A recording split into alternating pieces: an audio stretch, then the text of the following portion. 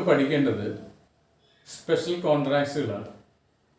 Up to this time, we have studied about the Indian Contract Act, its essentials, classifications, and the different elements of contracts. From today onward, you have to study what are special contracts. Special contract is used in the sense that a contract which is created for the purpose of making another contract in the sense of commercial. In the sense of commercial means a commercial contract. For the creation of a commercial contract or usual contract or contract act as we have studied, the parties may have to make another contract. So it is called a contract instead for a contract. ഒരു കോൺട്രാക്റ്റിന് വേണ്ടിയിട്ട് മറ്റൊരു contract create ചെയ്യുക. As we say example, what is the purpose of foundation for the building? Without a foundation, no building is possible. അപ്പോൾ അടിത്തറ ഇല്ലാതെ നമുക്കൊരു building വയ്ക്കാൻ പറ്റില്ല, കെട്ടിടം വയ്ക്കാൻ പറ്റില്ല. പക്ഷേ അടിത്തറ എന്ന് പറയുന്ന അല്ലെങ്കിൽ ഫൗണ്ടേഷൻ എന്ന് പറയുന്നത് അത് നമുക്ക് കാണാൻ പറ്റില്ല. കാണാൻ പറ്റില്ല എന്ന് പറഞ്ഞാൽ അതിൻ്റെ ഒരു ഉപയോഗം നമ്മൾ പ്രത്യക്ഷത്തിൽ സ്വീകരിക്കുന്നില്ല. പക്ഷേ പ്രത്യക്ഷത്തിൽ നമ്മൾ സ്വീകരിക്കുന്നില്ല എങ്കിലും ബിൽഡിംഗ് എന്ന് പറയുന്ന സ്ട്രക്ചർ നിലനിൽക്കുന്നത് ആ ബേസ്മെൻറ്റിലാണ്. അപ്പോൾ അതുകൊണ്ട് ബേസ്മെൻറ്റ് വളരെ അത്യാവശ്യമാണ്. എന്ന് പറയുന്നത് പോലെ നമ്മളൊരു കോൺട്രാക്റ്റ് വച്ചത്, മറ്റൊരു എക്സാമ്പിൾ സിമ്പിളായിട്ട് പറഞ്ഞാൽ, we have to pick a mango from a mango tree. ഒരു മാങ്ങ പറിക്കണം, കേവലം ഒരു മാങ്ങ പറിക്കണം. നമുക്ക് കയ്യെത്തിക്ക് പറിക്കാൻ പറ്റില്ലെങ്കിൽ നമ്മളൊരു തോട്ടി കെട്ടിയിട്ട് മാങ്ങ പറിക്കും. അപ്പോൾ തോട്ടി കെട്ടിയത് എന്തിനാണ്? അത് മാങ്ങ പറിക്കാനാണ്. മാങ്ങ പറിക്കേണ്ടതായ ആവശ്യമില്ലായിരുന്നെങ്കിൽ നമ്മൾ ആ തോട്ടി കെട്ടില്ല. അപ്പം അതുകൊണ്ട് ഒരു തോട്ടി കെട്ടി നമ്മൾ മാങ്ങ പറിച്ചു. അപ്പം തോട്ടി കെട്ടുക എന്ന പ്രക്രിയ മാങ്ങ പറിക്കൽ എന്നതിനെ അടിസ്ഥാനമാക്കിയിട്ടുള്ളതാണ്, അല്ലെങ്കിൽ ആയതിനു വേണ്ടിയിട്ടാണ്. ഞാനീ പറഞ്ഞു വന്നത് സ്പെഷ്യൽ കോൺട്രാക്റ്റുകൾ എന്ന് നമ്മൾ പറയുന്ന കോൺട്രാക്റ്റുകളൊക്കെ തന്നെയും മറ്റൊരു കോൺട്രാക്റ്റിൻ്റെ പൂർത്തീകരണത്തിന് വേണ്ടിയിട്ടാണ്, സാധൂകരണത്തിന് വേണ്ടിയിട്ടാണ് നമ്മൾ വയ്ക്കുന്നതെങ്കിൽ അത്തരം കോൺട്രാക്റ്റുകളാണ് സ്പെഷ്യൽ കോൺട്രാക്റ്റുകൾ എന്ന് പറയുക. ഇപ്പോൾ നിങ്ങൾക്ക് ശരിക്കും അങ്ങോട്ട് മനസ്സിലാക്കി കാണാൻ സാധ്യതയില്ല. But after one or two classes you will be getting what the meaning that we have expressed here. ഇപ്പോൾ അത് ശരിക്കും അങ്ങോട്ട് മനസ്സിലാവില്ല. ഇപ്പം നമ്മളിങ്ങനെ മനസ്സിലാക്കിയാൽ മതി. മാങ്ങ പറിക്കാനായിട്ട് തോട്ടി ഉണ്ടാക്കി. അപ്പോൾ തോട്ടി ഉണ്ടാക്കിയത് തോട്ടി ഉണ്ടാക്കാൻ വേണ്ടിയിട്ടല്ല, മാങ്ങ പറിക്കുക എന്ന ആവശ്യത്തിന് വേണ്ടിയിട്ടാണ് തോട്ടി ഉണ്ടാക്കിയത്. ഇത്രയും കാര്യം നിങ്ങൾ ജസ്റ്റ് ഒന്ന് മനസ്സിലാക്കിയിരിക്കുക. ഇനി നമ്മുടെ പോർഷനിലേക്ക് കിടക്കുക. എന്താ ഇപ്പോൾ നമ്മളിവിടെ സ്പെഷ്യൽ കോൺട്രാക്ഷൻ പഠിച്ചു. അതിനകത്ത് ഒന്നാമത്തെ ടോപ്പിക്കാണ് ഇൻഡംനിറ്റി ആൻഡ് ഗ്യാരണ്ടി. നിങ്ങൾക്ക് വേണമെങ്കിൽ ഈ പോയിന്റ് എഴുതിയെടുക്കാനായിട്ട് നിങ്ങൾക്കത് ശ്രദ്ധിച്ച് നോക്കാം. നിങ്ങളതൊന്ന് എഴുതിയെടുക്കാനായിട്ട് ഞാൻ ടൈം വെച്ചിരിക്കുക. നിങ്ങൾ ആ സമയം കാണുന്ന സമയത്ത് വെച്ച് നിങ്ങൾ പോസ്റ്റ് ചെയ്ത് എഴുതിയെടുക്കുക. അത് വളരെ പ്രയോജനകരമായിരിക്കും. നമുക്ക് ഞാൻ എഴുതിയിരിക്കുന്ന എക്സ്പ്ലനേഷൻ ഇങ്ങനെയാണ്. അതിന്റെ മീനിങ് ആണ് നമ്മൾ ആദ്യം നമ്മൾ ഇൻഡംനിറ്റി ആൻഡ് ഗ്യാരണ്ടിയിൽ ഇൻഡംനിറ്റി പഠിക്കണം. ആദ്യത്തത് ഇൻഡംനിറ്റിയാണ്. ഇൻഡംനിറ്റി കഴിഞ്ഞിട്ടാണ് നമ്മൾ ഗ്യാരണ്ടി പഠിക്കേണ്ടത്. എന്താ ഇൻഡംനിറ്റി? ഇൻഡംനിറ്റി എന്ന വാക്കിന്റെ മീനിങ്, അതിന്റെ അർത്ഥം നമ്മൾ ഇവിടെ എഴുതിയിരിക്കുന്നത്. The term indemnity means security against hurt, loss or damages. നോക്കൂ, damage, hurt, loss or damage. ഒന്നുകൂടി പറയാം. The term indemnity means security against hurt, loss or damage. നഷ്ടം എന്നാണ് ഇതിന്റെ അർത്ഥം. മുറിവ് എന്നൊന്നുമല്ല ഇതിന്റെ അർത്ഥം. നമുക്കുണ്ടായ ലോസ് എന്ന തന്നെ അർത്ഥത്തിലാണ് നമ്മൾ ഹർട്ട് എന്ന് പറയുക. Contract of indemnity is a contract to provide indemnity, that is promise to safeguard the other or safeguard the loss of the other or safeguard other from the loss. ഇങ്ങനെയും പറയാം. So indemnity means indemnity means security against hurt, loss or damage. Once again, indemnity means security against hurt, loss or damage. And നമ്മൾ പറയേണ്ടത് contract of indemnity is a contract to provide indemnity. ആ വാക്കൊന്നുകൂടി പറയാം നമ്മൾ. Contract of indemnity is a contract to provide indemnity. ഇനി നമ്മൾ പറയണം that is promise to safeguard the other from loss or damage. നഷ്ടങ്ങളിൽ നിന്ന് അവരനെ സംരക്ഷിക്കുക. ഇതാണ് ആ വാക്കിന്റെ അർത്ഥം. അപ്പോൾ നിന്റെ നഷ്ടത്തെ ഞാൻ പരിഹരിച്ചു തന്നാൽ, അല്ലെങ്കിൽ പരിഹരിച്ച് തന്നോളാം എന്നൊരു പ്രോമിസ് വെച്ചാൽ അതിനെയാണ് നമ്മൾ ഇൻഡെംനിറ്റി എന്ന് വിളിക്കുക. ഇനി നമ്മൾ പറയുന്നത് നിന്റെ നഷ്ടത്തെ ഞാൻ ഒഴിവാക്കി തന്നുകൊള്ളാം എന്ന് പറയുന്നതിന് ഒരു കാര്യം, അങ്ങനെ ഒരു പ്രസക്തമായിട്ടൊരു കോൺട്രാക്റ്റ് ഉണ്ടോ? അങ്ങനെ ഉണ്ടാവില്ല. ഞാൻ പറയുന്ന കോൺട്രാക്റ്റ് എന്തോ, അല്ലെങ്കിൽ ഞാൻ ആവശ്യപ്പെടുന്ന കോൺട്രാക്റ്റ് എന്തോ, ആ കോൺട്രാക്റ്റിൽ നീ ഏർപ്പെടുമ്പോൾ നിനക്ക് ഏതെങ്കിലും തരത്തിലുള്ള നഷ്ടമുണ്ടായാൽ അത് ഞാൻ പരിഹരിച്ചു തരാമെന്നതാണ് ഈ പറയുന്ന ഇൻഡെംനിറ്റി. ശരിക്കും മനസ്സിലാക്കൂ. നിന്റെ വാഹനം ഞാൻ ഓടിക്കാൻ വാങ്ങുകയാണെന്ന് കരുതുക. നിന്റെ മോട്ടോർ വെഹിക്കിൾ ഞാൻ ഓടിക്കാൻ വാങ്ങുന്നു. അപ്പൊ ഞാൻ നിന്നോട് പറയാണ്, ഈ മോട്ടോർ വെഹിക്കിൾ ഞാൻ ഓടിക്കുമ്പോൾ അതിനെന്തെങ്കിലും അപായം ഉണ്ടാകുകയാണെങ്കിൽ ഞാൻ തന്നുകൊള്ളാം, അല്ലെങ്കിൽ ആ അപായം ഉണ്ടാകുകയാണെങ്കിൽ അതിന് ഞാൻ പരിഹരിച്ചു തന്നുകൊള്ളാം. ഈ പരിഹരിച്ച് തന്നുകൊള്ളാം എന്ന് പറയുന്നത് ആദ്യം വയ്ക്കുന്ന കോൺട്രാക്റ്റാണ്. അത് കഴിഞ്ഞിട്ടാണ് നിന്റെ ബൈക്കുമായിട്ട് ഞാൻ കൊണ്ടുപോകുന്നത്. അപ്പൊ നമ്മള് വാഹനങ്ങൾ വാടകയ്ക്ക് എടുത്ത് ഓടിക്കുന്ന റെന്റ് കാർ, അതുപോലെയുള്ള വാഹനങ്ങൾ, ബൈക്ക് ഡെയിലി അല്ലെങ്കിൽ അവർലി റേറ്റ് ആയിട്ട് വണ്ടി ഓടിക്കാനായിട്ട് നമുക്ക് വാടകയ്ക്ക് എടുക്കാം. അങ്ങനെ വാടകയ്ക്ക് എടുക്കുമ്പോൾ അവിടെ ഒരു ഗ്യാരണ്ടി ഉണ്ട്, അല്ലെങ്കിൽ അവിടെ ഒരു പ്രോമിസ് ഉണ്ട്. ഈ വാഹനം ഞാൻ ഓടിക്കുമ്പോൾ ഉണ്ടാകുന്ന എന്തെങ്കിലും അപകടം ഉണ്ടെങ്കിൽ അല്ലെങ്കിൽ നഷ്ടം ഉണ്ടായാൽ അത് പരിഹരിച്ചു തന്നോളാം. അത് ഒരു ഇംപ്ലൈഡ് കോൺട്രാക്റ്റ് ആണ്. അപ്പൊ അങ്ങനെ പറയുന്നതാണ് കോൺട്രാക്ട്. അപ്പൊ അവിടെ നമ്മൾ ഈ പ്രോമിസ് വെച്ചത് ആ കോൺട്രാക്റ്റിന് വേണ്ടിയിട്ടല്ല, ബൈക്ക് ഓടിക്കുക എന്ന കോൺട്രാക്റ്റിന് വേണ്ടിയിട്ടാണ്. ഇതാണ് നമ്മൾ പറഞ്ഞത്. കുറച്ചുകൂടി മനസ്സിലായി കാണും. ഇപ്പോൾ പിന്നീട് നിങ്ങൾക്ക് വീണ്ടും മനസ്സിലാകുന്നതാണ്. ഇനി നമുക്ക് പറയേണ്ടത് സെക്ഷൻ 124 ആണ്.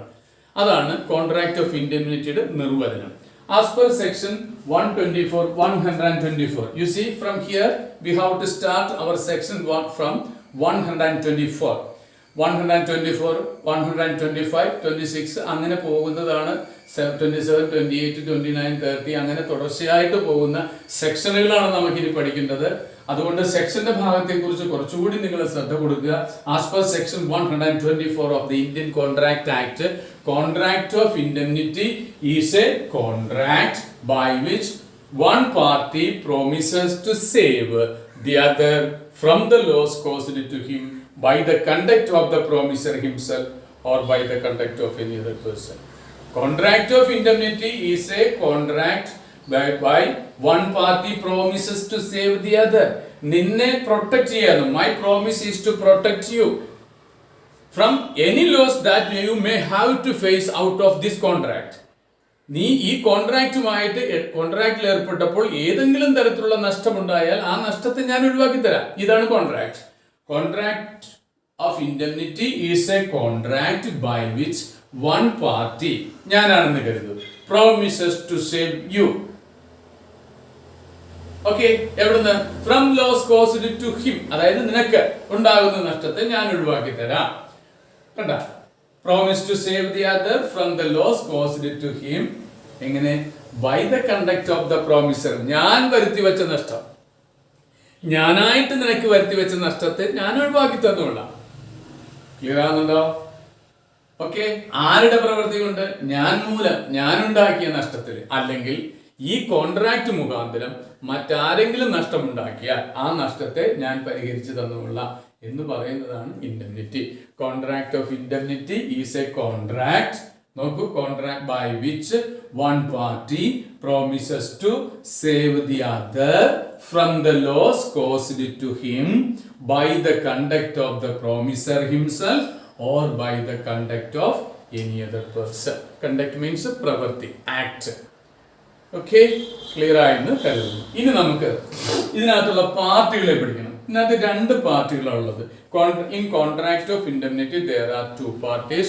Contract of indemnity consists of two parties, indemnifier and indemnity holder. Indemnified എന്നും പറയും. Indemnifier means the person who promises to save the loss of the other is called ഇൻഡെംനിഫയർ. നഷ്ടം ഒഴിവാക്കി തന്നുകൊള്ളാമെന്ന് പ്രോമിസ് ചെയ്യുന്നയാളെ ഇൻഡെംനിഫയർ. അപ്പൊ ഞാൻ നിന്റെ നഷ്ടം ഒഴിവാക്കി തന്നുകൊള്ളാമെന്ന് ഞാൻ പറഞ്ഞതുകൊണ്ട് ഞാൻ ഇൻഡെംനിഫയറും, നിന്റെ നഷ്ടമാണ് പരിഹരിക്കപ്പെടേണ്ടത് എന്നതുകൊണ്ട് നീ ഇൻഡെംനിഫൈഡ് അഥവാ ഇൻഡെംനിറ്റി ഹോൾഡറുമാണ്. ഇൻഡംനിഫൈഡ് എന്നോ ഇൻഡംനിറ്റി ഹോൾഡർ എന്നോ പറയാം.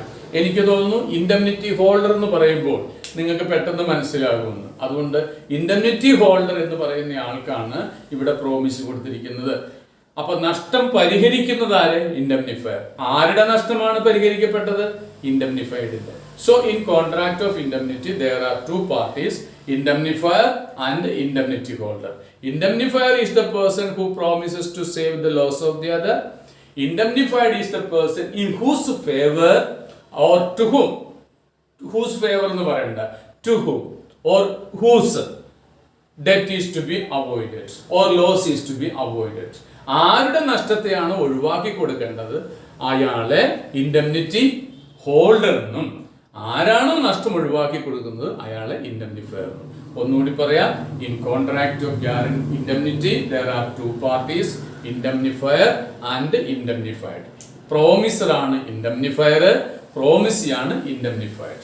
ഇപ്പൊ ഇത്രയും ടോപ്പിക്കില് ഈ ഇൻഡംനിറ്റി എന്ന് പറയുന്നതിനകത്ത് ഒരു റൈറ്റ്സ് കൂടി അതിനകത്തുള്ളൂ. Rights of the indemnity holder മാത്രമേ ഉള്ളൂ. അത് ഇതൊക്കെയാണ്. എന്താണ് റൈറ്റ്സ് എന്ന് പറയുക? റൈറ്റ്സ് ഓഫ് ഇൻഡംനിറ്റി ഹോൾഡർ നിസ്സാരപ്പെട്ട കാര്യമുള്ളൂ. സെക്ഷൻ 125 ആണ്, അത് മറക്കരുത്. As per section 125 the indemnity holder when sued, case കൊടുക്കപ്പെട്ടാൽ, entitled to recover from the promiser, എന്തൊക്കെയാണ് അയാൾക്ക് കിട്ടുന്നത്?